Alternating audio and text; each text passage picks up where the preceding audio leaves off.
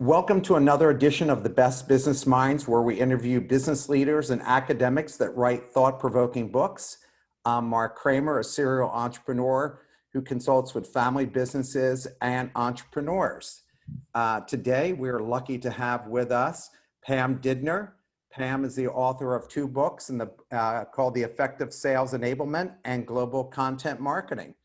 Welcome, Pam. Yeah, it's wonderful to be here. Thank you so much for inviting me. Well, it's a pleasure to have you. Can you please tell us a little bit about your background, how you went from being an accountant to a global marketer and sales leader? Yeah, it's actually a twisted path, if you will. Yes, I started as a CPA, finance and accounting. And then later I joined a company called Intel. You know, it's kind of a small company. And at a time, they encourage people to move around. And I obviously have a chance to actually move from the finance and accounting down to operations, manufacturing, and the supply chain management. So I got the chance to actually see the whole aspect of the company, if you will. And then it's more kind of like a twist of fate. And one of the manager I reported to actually started doing event operations. And then he asked me if I'm interested to actually join him. And I said, yeah, sure, sounds like fun, right? Events. And then I did that for 5 years. And then from there, I kind of steadily going to the marketing path. And that somehow led to me leaving Intel and writing some of my experience doing enterprise marketing at Intel. So the first book that you mentioned, which is Global Content Marketing, How to Scale Content Across the Region, is really some of the learning, if you will, that I picked up when I was working in corporate, and I put in a framework and summarized that learning and share that with everybody. So that's pretty much the highlight. Well, I thought one of the interesting things I read in your book was that you were influenced by Leonardo da Vinci. Tell us a little bit about that. Yeah, so I was speaking actually in Europe, and one of my bucket list was actually to visit Loire Valley. And I know some of your listeners, including you, Mark, you probably know there's a lot of very beautiful chateaus over there. And I visited one actually in Ambras. And then I saw a sign basically say, hey, you know, this way it leads to the last residence of Da Vinci. And then, so I went there, and that was pretty much a kind of very nice little chateau, if you will. And they kept the living kind of like environment pretty much the same as 500 years ago. So I walk around and I saw some of their drawing, his drawing, if you will. And it was very, very fascinating that how his imagination goes. And there's flying machines, there is, the gum, the automobile, that his vision. And at the time I was standing there and looking at that, I was like, you know what, those are products that we can sell or we can market. And then I started thinking, if I were part of that team and trying to help him sell those products or market those products, what would I do? And that somehow led to the inception of my second book, which is that you read. Yeah, and both books are great, and I got a lot of good takeaways from it. So there's a lot of people who listen to the show who are entrepreneurs, C-suite level people. And Sure. I still think that a lot of people still have a different difficulty understanding the difference between marketing and sales. What would you say is the difference? Yeah, so in general, if you think about it, in a company, right, everybody, we strive for the same business goal, which is increase the revenue and also drive the growth. So the goal on the top is pretty much the same. But once you break that down to a different function, everybody does things a little bit differently to achieve that goal. And for example, marketing, they focus on the top of the funnel, and the sales tend to focus on the bottom of the funnel to close the deals, right? And then the marketing tend to more like, oh, you know what, let's talk about the brand, let's talk about awareness. And the marketing and the sales is about close, that's close the deals. And the marketing tend to talk about the customers, like IT managers, right, consumers, and then salespeople talking about accounts, like specific company that they want to tackle. So do you see the differences between the two, how that the marketing and sales kind of approach the customers a little bit differently? because they approach the customers a little bit differently, and their action, their behavior, the objectives will tend to be a little bit different. And so if you started like your approach or the get-go is a little bit different, and then once you started implementing, it started diverging even more. And that's why there's a lot of problem between sales and marketing alignment, especially on the in the enterprises. But if you understand the differences and you acknowledge that and you find a solution to bring them together, there are ways to do that. You know, smart companies, the people, especially the salespeople, realize that marketing sets them up for success. That's Right. marketing's job, is to make sales job a lot easier by Yes. creating that awareness so that when they call on somebody, somebody actually knows who the hell they are and why they're calling them. And now if they're really interested, it allows sales to do their thing to close that sales. I'm wondering now, how have the two functions changed due to the pandemic? Yeah, that's actually a great question, Mark. What I have seen, the changes happen that especially on the sales side. And if you think about it, for the longest time, the sales are very accustomed to visit their customers and also attend the conferences or the booth, right? The trade show booth. That's how they kind of interact and get the potential customers. But now that whole opportunity was taken away just because of the pandemic. Now the sales are forced to be online. Like you, if you want to sell to a customers, right? You want to do a sales pitch, you have to do it online. And that same thing happened for marketers, right? There's a lot of events that was happening, and there was actually a lot of customer events that they have to do for the sales team that has been taken away, kind of forced them to actually do a lot of online and virtual communication. And the thing about online or virtual communication is we cannot touch each other, right? Like Mark, I can see your impression, the facial expression. But sometimes it's very hard for me to gauge like your body language unless that we are next to each other or face to face. So that creates some sort of barriers actually for the sales and marketing team. And it forced them to actually think a little bit differently, how they should approach their customers, and also what kind of content they need to complement and also enhance that virtual communications. Mark, did I lose you? Mark? Sorry. Oh, no, it's all right. What do you mean by sales enablement? You write that in your book. That's a great question. Sales enablement is really, if you think about it, this term was actually fairly recent. Based on my research, I might be totally off, but that the term was invented, I think, in the early 90s. No, actually, early 80s, 1980s. In IBMs, because they are selling this big mainframe. The product is very, very complicated, and it's very hard for the salespeople to explain what the mainframe will do for their customers. So the term comes like, what can we do to enable the salespeople to sell the products? What can we do? You know, what should they say about this specific product? Because the product is very complicated.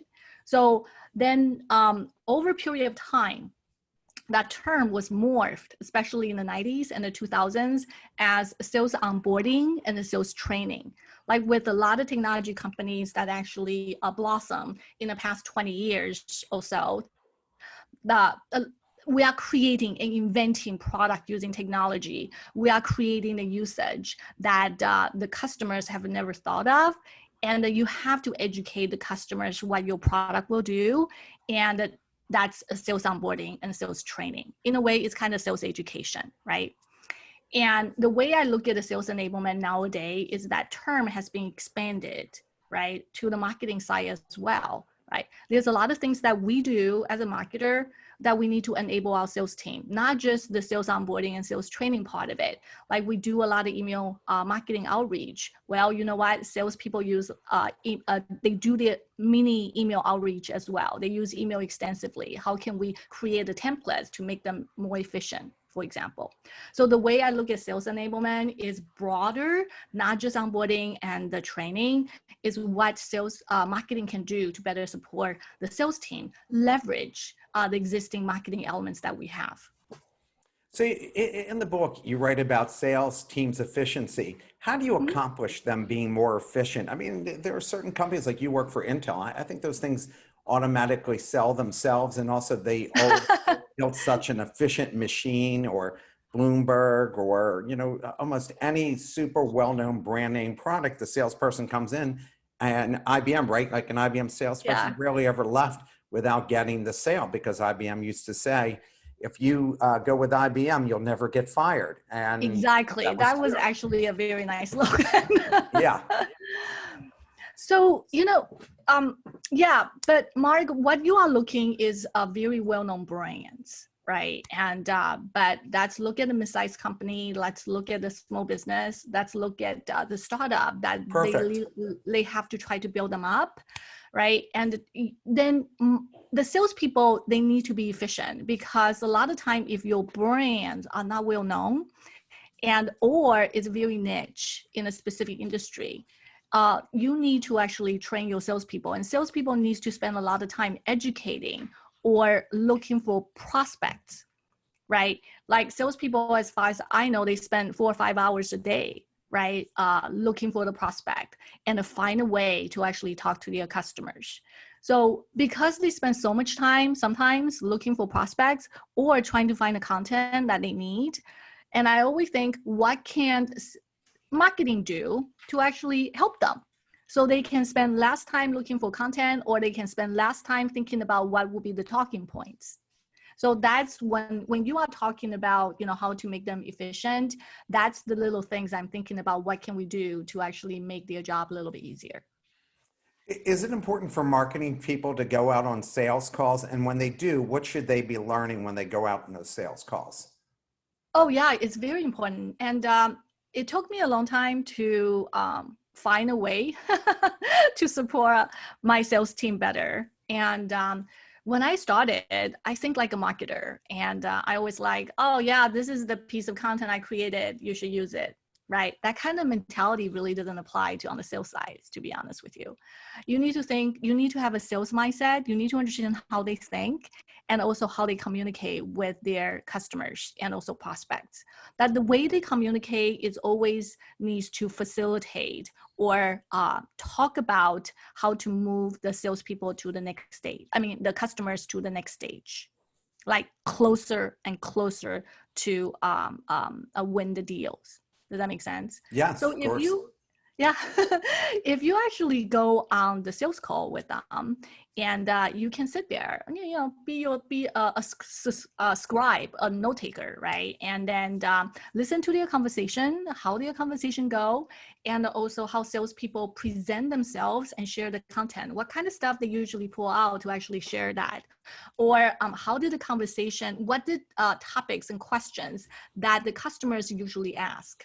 Right. So when you attend the calls like that, you get a sense in terms of like what are some of the pressure points or the pinpoints that salespeople encounter. At the same time, you get the firsthand information, the type of questions or the concerns that your customers have. What entrepreneurial companies, for entrepreneurial companies, what's the best online sales tools to use? Online sales tool in general, the basic number one tool that every company should have is CRM, which is customer relationship, CRM, customer relationship management, right? It's the tool that when salespeople go out and doing something, or they're using that tool and to send out the email, or to schedule the tasks that they have to do in terms of like schedule a meeting with certain customers, and schedule a time that to look into the content or whatnot. The sales tool, the number one sales tool that almost every single company at the minimal level they should have is CRM. And there are many CRM tools out there, to be honest with you. Enterprise, they tend to use Salesforce.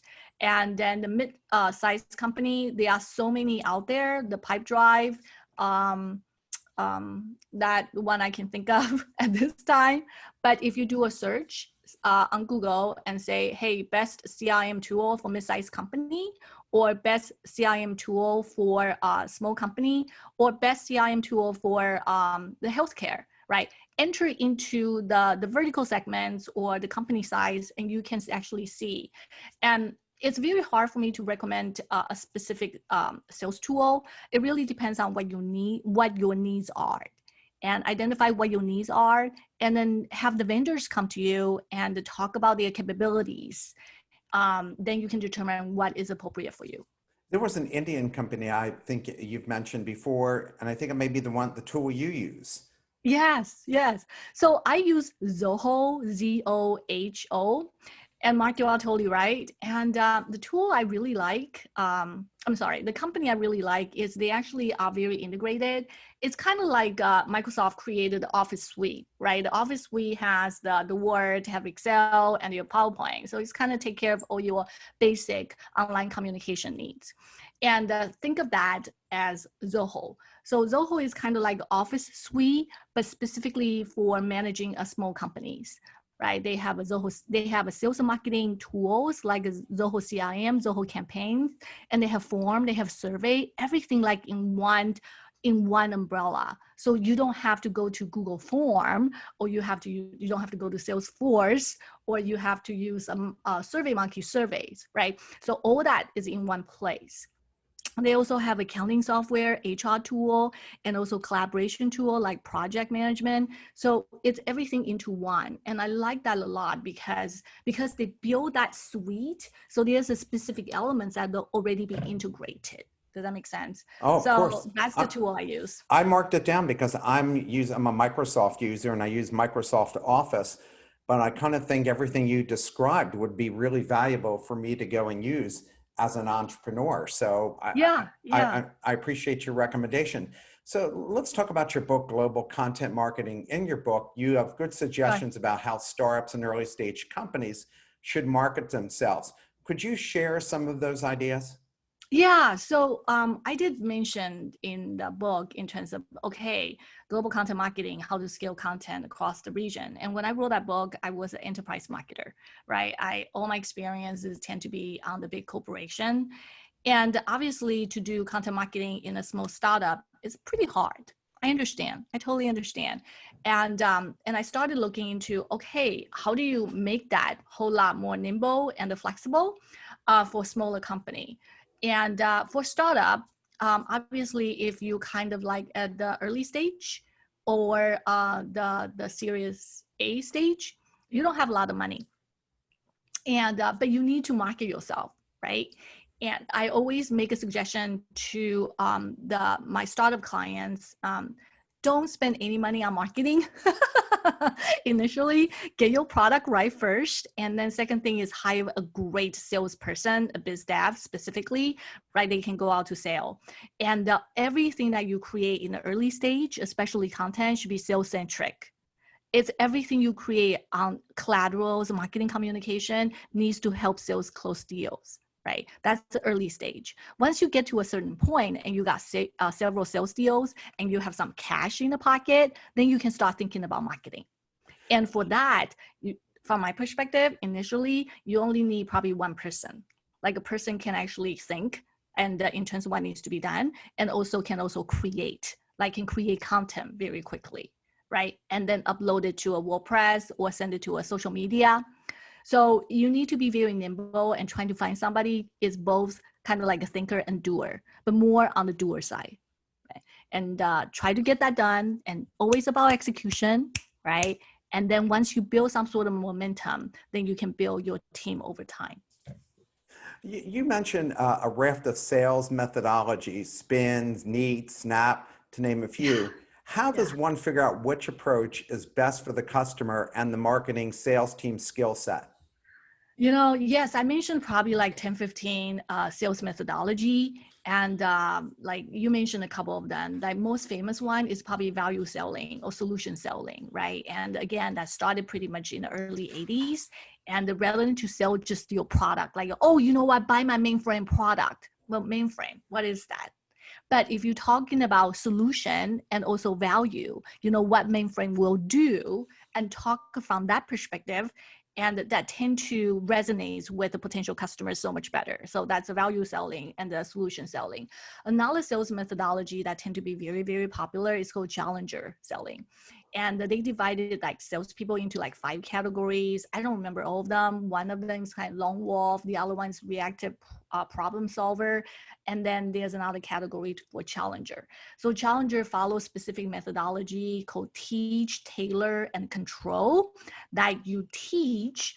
The salespeople teach the prospects about what their problems are, and then they tailor their conversation to the problem that the salespeople construct in a way that the customers understand.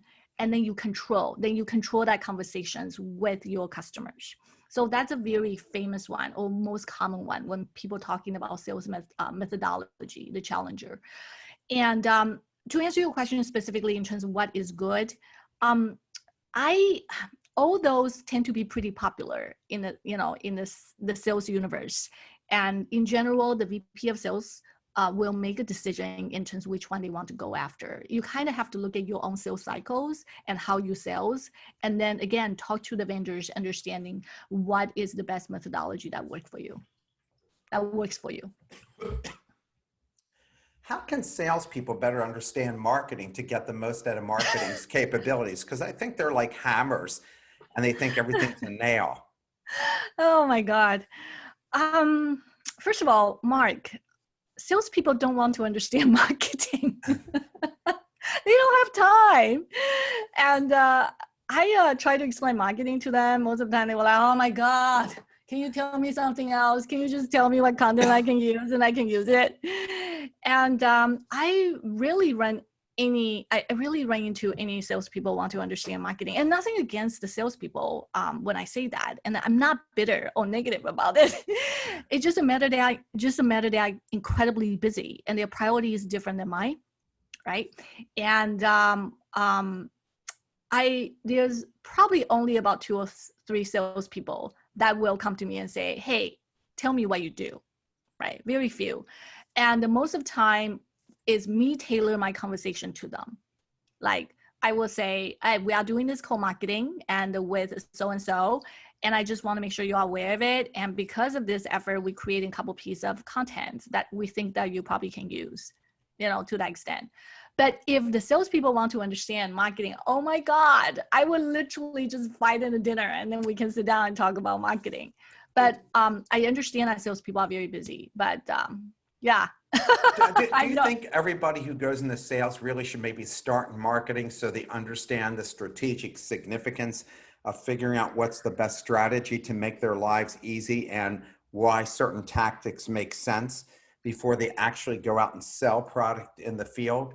And same with the marketing people, should they go and be in the field selling so they have a better sense of what the salespeople need, kind of reversal of roles before they actually do their jobs? Yeah. It's like that reality show, kind of like you can change your house or you can swap your house and like Right. live in some other places and come back. And in fact, if a company can afford it, they probably should do this like role swap, right, between sales and marketing, so they can understand each other's pain points. Because I do agree with you in terms of that. The marketing people have a hard time understand sales, and vice versa. If they can actually change the role a little bit, they can understand each other so much better. And a lot of time it's really mentality, Mark. Salespeople, they have quota they have to meet every single month and every single quarter, right? So come down to the first of the month, it's a new cycle, and it's actually very hard for them. And I sympathize with that, to be honest with you. I didn't think about that when I was supporting sales in a very early stage. And to be honest with you, there is a talk in the marketing sphere that what if marketing not taking fixed salary, but marketing also the salary is based on bonus? If that's the case, will we change our behavior in terms of how to better support sales? So, but again, that's just a talk. That's not implemented in many companies at all. Is that a good idea? What? Is that a good idea? You know what? I thought about this. Actually, I almost made a recommendation to one of the clients. And what I did say is to motivate the marketing people supporting sales, we probably have to look at the salary and the bonus structure, right? And either you can, I'm not saying that do exactly the same thing as the salespeople. Salespeople tend to have a lower base salary and a huge bonus, right? What I'm trying to say is it possible to lower the base salary a little bit? When I say this, marketing people is going to kill me. and but also amp up on the bonus structure, right? And I'm not saying that, okay, a 100% commission. That's not my point. My point is a lot of time we are all driven or incentivized by how we've been paid. And that structure actually will modify, if nothing else, or changing in terms of marketing's behavior. I don't know if it's a good idea or bad idea. I cannot tell you, but I think it's just a thought. I think it is a good idea because, the people who create the product, they think, shit, it sells itself. And the people who market said, my God, nobody would even know it existed. And yet the salespeople, yeah, that's a hard job for sure, because you have to take a lot of notes. But if the product is really good, it kind of sells itself. And then they reap great benefits. Why isn't everybody all the way up and down the line benefiting by that? Why are the salespeople making the most of it? I mean, I've worked with money management firms, and if you're a good money manager, you're in the top quartile. Selling is super easy. Selling is super easy. Yeah, and you're making $500,000 to $1 million a year doing essentially nothing. Yeah. And if your money manager is in the lower half, you can't sell it no matter how great a salesperson you are, because either the product sells itself, just like Apple Watches or Xerox copy machines, whatever that may be. Look at Zoom. Zoom broke away from the entire pack. Zoom is now a verb. And I know. GoToMeeting and Teams and all the others, they're all trailing Zoom, and Zoom is now the de facto standard, and all they have to do is keep improving the technology, and they'll own the space for the next decade. Yeah. So the things that you're talking about, and I also have additional point to make. And Mark, you are totally right. If you're top of the pack, right, and especially now we are talking about sales side, you're top of the pack. You can, once you establish that status, yes, you can sell anything, right? And but that usually about 20% of your sales force or less, 10 maybe, right? And then 70% is on the middle. Then there's a 10%, which is on the bottom. And when I talk about sales enablement, is we know the top 10, 15%, or even 20%, they can do their job very well. And when I try to support them, I'm not necessarily supporting the top 20%. I'm supporting the middle 70%. Is what can I do that they can move up to that top quartile? So I hear you, I understand, but there's always the attention to details and the intricacy, very complex intricacies when you started looking into implementation and execution. So this leads me to ask you about this, and this was in your book. What is the difference between sales enablement and sales operations? Yes, sales operation is kind of like any operation role. They exist so the department can function effectively and accordingly, right? So the sales operation is like, okay, if we need to buy a certain tools, let's buy it and let's implement it. And a lot of time they also do a lot of dashboards, right? Sales want to see how are we doing this month. They do a lot of dashboard, and they more focus on the processes and also the infrastructure, and they need to build up for the sales team to run effectively on daily basis. That's the sales operations. And then for sales enablement, they really more focus on training. How can what kind of materials we should create so we can arm our salespeople and they can go out and sell more effectively. So you were talking about the sales methodology type of setting, what should we use? That's more on the sales enablement side. But you are talking about, you know what? How do we run our 25 people team effectively day in and day out, right? And that's more on the sales operations.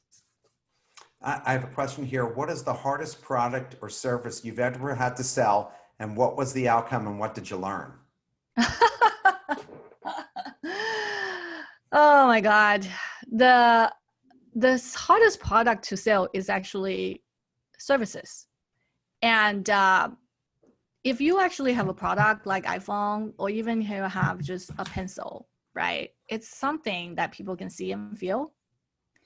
And because people can see and feel, and people can visualize it, it's very easy I'm not saying very, I'm going to take that back. It's much easier to sell the tangible product. I personally think the hardest things to sell is service. Like if you are asking what is the hardest things to sell for me, myself, right? I offer services, I offer consultings, and I offer my knowledge and expertise, but nobody can see it, only me, right? So I have to really crystallize it or solidify it, like in a way that people can relate or understand. So I've been on my own for 6 years because I work in a big corporation for about 20 years. And what I have come to realize is to sell the tangible products is much easier than to sell the intangible things. There's no question. And yeah. I agree with you too. In fact, I once did consulting work for a guy who had run a $6 billion division of AT&T, and then ran a $3 billion software company. And he went out on his own consulting. He said, you know, it's the most unpredictable business I've ever been in. He said, every year, I have no idea how much money I'm going to make, what clients I'm going to have. Even if I have a contract, I have no idea if they're going to, stay with the contract the I whole totally year. agree. And I said, I've been doing it, at that point I had been doing it 25 years. And I said, it is totally unpredictable what that will be. Because even if you sign a year contract and you're 6 months into it and the company decides, you know what, we're not getting Don't need your help. Yeah. Yeah, then what are you going to do? You're not going to go sue them. You're not going to sue them. Yeah. Yeah. And so in consulting in particular, because I've written 6 books, and one of my books was on consulting for Entrepreneur Press. And I say to people, you have to take on more clients than you can handle, because there's always somebody coming and going, no matter what you do or how well you do it. And a lot of it is, am I comfortable with this person? Because yeah, a lot of times you deal with a lot of lack of logic with people when they're hiring services. And sometimes you meet people who are in services and you go, I don't even know how they make a living. Like, they're just not that smart. And they do. And so you're right. I think the hardest thing to go and sell by far are services over a product, because if you go in an Apple store, the salesperson has to do nothing. Nothing. You can show them the product, right? I mean, it's like, okay, let me show you this magical product. Yeah, right.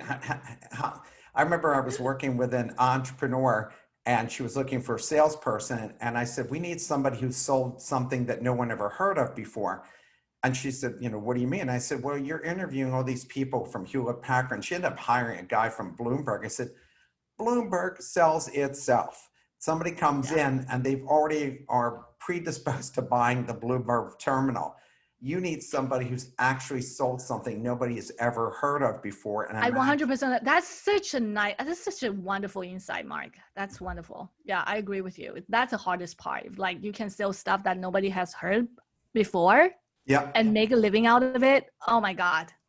Yeah. I was all predisposed to hiring this woman who had built a $30 million company selling something that was totally original. And she said, yeah, but I think I'm going to go with the guy with Bloomberg. And the company she ended up losing $1 million, and the company went out of business. And that's because she really wasn't understanding. If you'd run a lot of startups, you really understood how these people who work for large companies, unless they've migrated and worked for a startup that no one's heard of before. Yeah. And even when you work for a startup, unless they have a superior product, and when people look at it, go, oh my God, this is amazing. Because I remember I was at a trade show once, and there was somebody, and they were literally taking it out of the box to set up the trade show. And they had a device that would take 5 computers in a house and be like a Dropbox for it. I forget what the product was called, but they were telling me about this. And I said, and it's a wireless device, and you put it in your house, and everybody can have their own place on this hard drive? Yes. And every keystroke is collected? Yes. I want to buy it now. Like he hadn't even set up his booth. He goes, I don't even have a credit card. So another booth said, I can lend you my credit card thing. We can settle up later. And I literally bought it on the Bought it, spot yeah. because it sold itself. I mean, Self. I always say to people, nobody ever sells you. You sell yourself on whatever Yeah. that is. I 100% agree with that. Like nobody will sell you. You have to sell yourself. And that's why I'm incredibly active on social media channels and, try to put myself out there. And sometimes I fumble, Like everybody everybody does. Yeah, of course. Yeah. So, but you know what? You just pick up your feet, keep moving, keep moving. One foot in front of the other. So, because you work for Intel and you've worked for big technology companies, what's the biggest mistake marketing and sales people make when selling a complex technology product? I think the biggest one, there are many. Okay. The biggest one is always that the big complex products is how do we position that product? Like, for example, the iPod, right? Steve Jobs was a genius. Oh, you can put 1,000 songs in this device, right? So it positioning itself very nicely, right? And like, for example, we sell the processor for server. There's always an internal debate in terms of how do we position it. And to be honest with you, I always feel like we end up position it that it's not saying the stuff so clearly that people can really understand. What we can probably say is a microprocessor for server. But obviously you have to go in a little bit detail to explain what that is for the server, is for the high performance servers or whatnot. I think the hardest part, and I don't think it's a mistake, it's more or less like, how can we position the product in a way that the product can sell itself? And you use the word sell itself multiple times, right? The product needs to be solid to start with, just like you said, right? Solve a certain customer's problems and solve it very, very nicely and quickly. And then after that, the product is solid. Then the next thing is, what can we say and how should we say it? And I always feel that most of the marketers take that positioning, like very lightly. I don't think they spend a lot of time thinking about it. They spend more time thinking about the creative. Oh, what the creative will look like. Yeah, oh, I agree with you totally. what's the campaigns? Oh, we need to do events in New York City. But that's so important. Don't take me wrong. But the things that really struck me, or at least I will spend more time between sales and marketing if I actually work with them, is how do we position that product? What's the best way to do it? That's the thing I feel that a lot of the companies kind of feel short, including myself. And I'm not like saying that, pointing finger to the others and saying I'm doing a better job. No, I'm not. In fact, to work for myself in the past 5 years, just elaborate a little bit more. Sorry, Mark. Yeah. I change my value propositions almost every single year. That doesn't mean, it's not like, oh, I have the slogan like Nike, just do it. And I change that every year. No, because my knowledge has enhanced, right? I started with the global content marketing, which is I market myself and position myself as a content marketer, right? And I say, I help to create content for you so your customers can engage. Well, that's actually not bad. But now I'm looking into how marketers can better support sales. Then that specific statement really doesn't apply anymore, right? So I changed my positioning, how to build the marketing alignments between sales and the marketing to increase your revenue. Well, same thing, right? So I gave a lot of thought in terms of how I'm making that transition and what is my value proposition. I am thinking about that all the time. The social media, outreach, promoting myself, speaking, all those are important. But the thing is, I need to have that one thing that ground me and tell people who I am. And I think that is something that sales and marketing need to think about all the time. No question about it. One of the things people always are talking about is branding, and some marketers believe a company becomes a brand because people identify with what you do, but others believe you can create a brand from scratch. What's your view on branding and how do you do it meaningfully? the way, like for a long time, and for our generation, Mark, you and me, obviously, like when we talk about brand and always We're not a logo. Generation Xers. Is that what you're telling me? We are millennials. Yeah. That's what I'm trying to say. Both of us look like we're 29. Yeah, of course. For a long time, that when we talk about brand, a lot of people's vision is always like the logo, like the Nike, the IBMs, the Intel, and but now the brand has kind of been merged is what people say about you, especially with the rise of social media and digital marketing, right? And it's not just the brand, it's not just the logo anymore. It's not just a tagline. It's what people say and they feel and experience about you, right? When you are thinking about IKEA, the things I'm thinking about is the showroom on the second floor that I walk through, right? So so when I was thinking about brand, so because it was like a showroom that you walk on the floor, and I was thinking about experience, the experience I had whenever I go to IKEA, right? And to be honest with you, their furniture, the quality is not the best, right? But that's what you pay for, right? But the design was great, right? So when I'm thinking about brand, so now it's not just about that logo anymore. It's that experience that you create for your customers. So brand at this time is what people say about you, and also what kind of experience you want to create for your customers online and offline. And that including a lot of things, that including how does your website look like? Not including your logo, not including me, for example, if I'm branding myself, like I'm talking to you, right? Like the setting in the back, how I set things up, and my hair, all right, what I'm talking about, and the room, that what do I want to convey?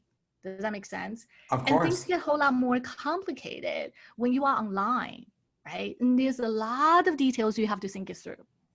And the way I see it is like, I am the stylist, right? I'm a personal dresser, like say for Jennifer Garner, and Jennifer Garner needs to go to Oscar, right? So I am her personal dresser. I have to think through like, what the hair will look like, what kind of accessory we need to use, what kind of dress that she needs to wear, what shoes. How she wants to present herself. Exactly. That's what brand is. And there's a lot of detail. When you are talking, you want to dress a person, right? And then there's a lot of detail when you want to dress your website. So the brand is experience, but in the digital world, there's a lot of detail you have to think through. Yeah, and I think like you said before, you have to understand who you're marketing to. If you're marketing to manufacturers that make screwdrivers and hammers, you're not going to have this opulent website. It's going to be down and dirty because that's how they are. Yeah, totally agree. But it's still experience, right? Oh, if without you are question. selling a lot of screw, but if that's assume you make that an e-commerce site, or you want to show your product, you still need to make sure that product are shown nicely, right? The images are high resolution. Does that make sense? Oh, so it doesn't have to be gorgeous, like sexy, but it needs to be represent your products in a very professional way. No question. And that makes a statement about you. How can you identify the difference between a trend and a fad, and give an example?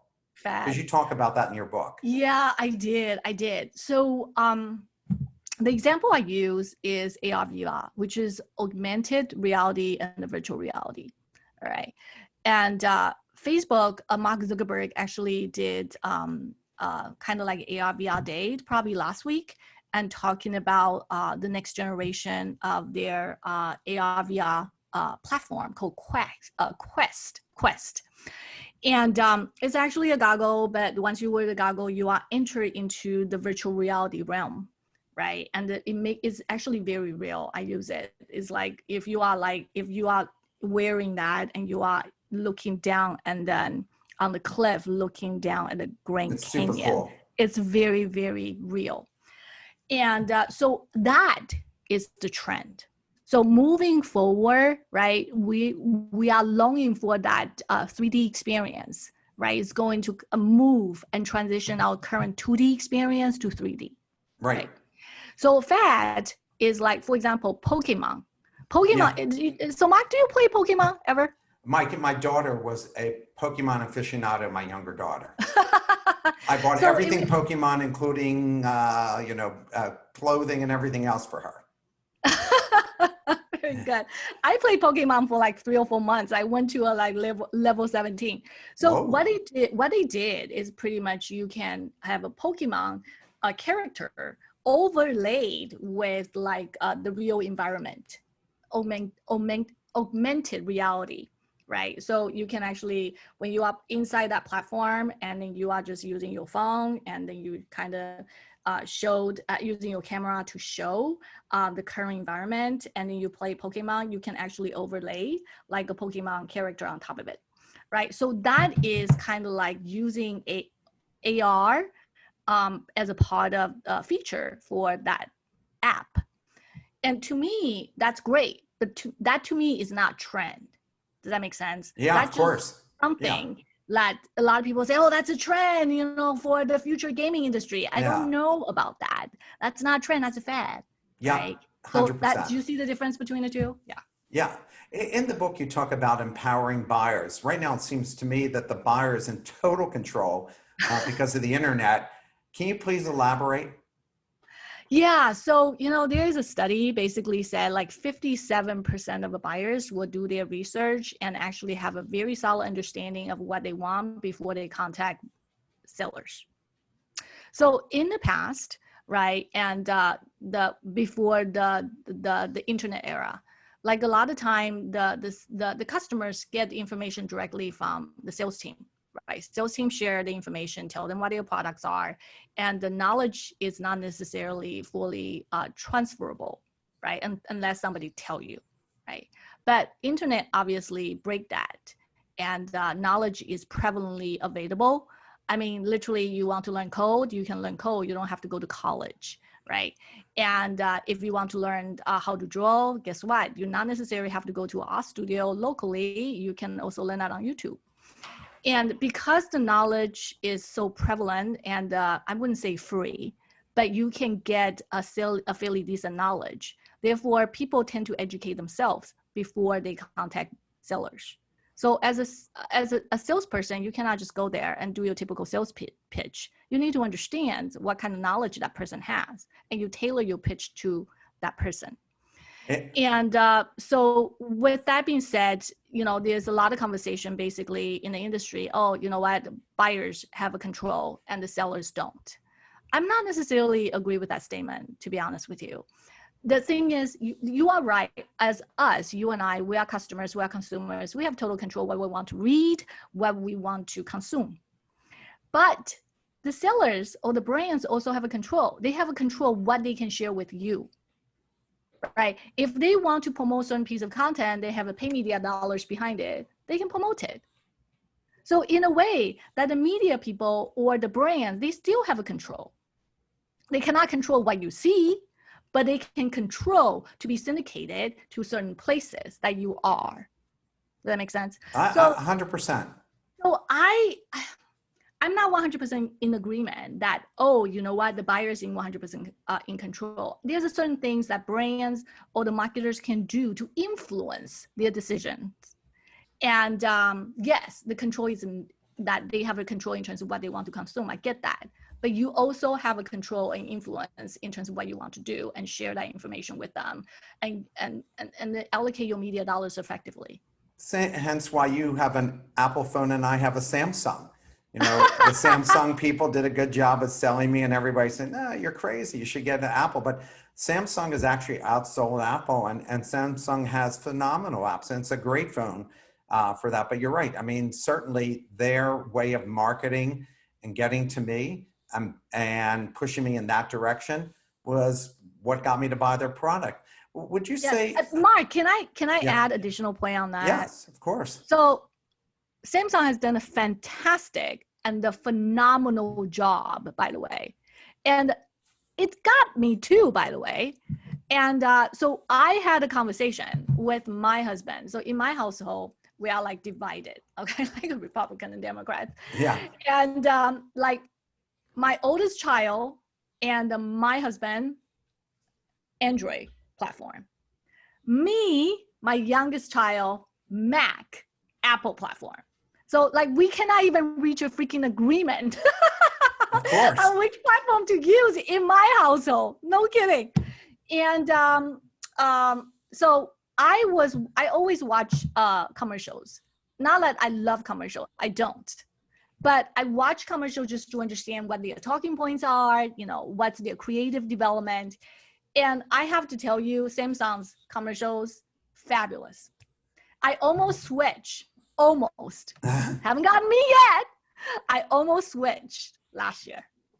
So Yeah, just wanted to share that with you, Mark. Yeah, so and they do a good job of it. Yeah, they did. How much are analytics affecting marketing and sales decisions today? Oh yeah, a lot. You know, the analytics and the dashboard tend to be very critical on sales side. You know, you either met your quota or you didn't meet your quota, right? I mean, it's black and white, right? So the dashboard has always been very critical on sales side. I would say less so in the marketing, because if you focus on the top of the funnel and you are building a brand awareness, you are building awareness. Sometimes it's very hard to track, you know, to quantify the ROI of awareness, right? Unless you can bring that down. And, but now you have to, well, we have to all understand everything we do here is trackable. Like you put a like that has been tracked, you retweet that has been tracked.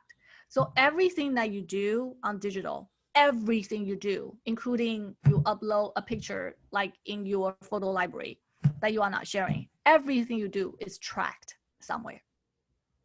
Because it's tracked, the marketers need to understand that because somebody is always tracking something, right? You need to understand the data is there. And you need to find a way to kind of mine that data and analyze that data. Analytics is super, super critical in the field of marketing, especially digital marketing. Moving forward, if you cannot do analytics, you cannot be marketers. Simple as that. So, what are the key trends leaders should be aware of that are changing sales? there are two from my perspective. Number one is artificial intelligence. And when I say that term, everybody was thinking about Terminator, you know, thinking about, I mean, R2-D2. But when I'm talking about artificial intelligence and I'm talking about kind of embedded into our devices, is machine learning. Obviously, now machine can learn in terms of our behaviors or learn what we do and then try to predict what we will do next. And for example, you look at the Spotify music or you look at Amazon Prime, everybody's Amazon Prime member almost.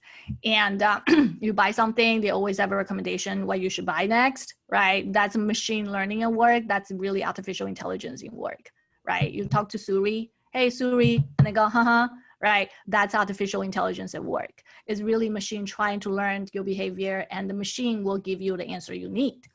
So with that being said, artificial intelligence is already very prevalent within our life. A lot of people say, oh, I'm afraid of artificial intelligence. I was like, what are you talking about? You are using it every day. And so now let's think about it. That's the consumer applications, everything I just said. Imagine taking that into the business side, right? And maybe the artificial intelligence can recognize and predict the intent of your buyers. Like you consume multiple different contents on the website. You try to contact the salespeople, and artificial intelligence can actually predict what is your intent, and maybe even give you a score. Like, hey, there is a 75% that Mark is going to convert, but Pam came to our website, and these are the couple things that she sees.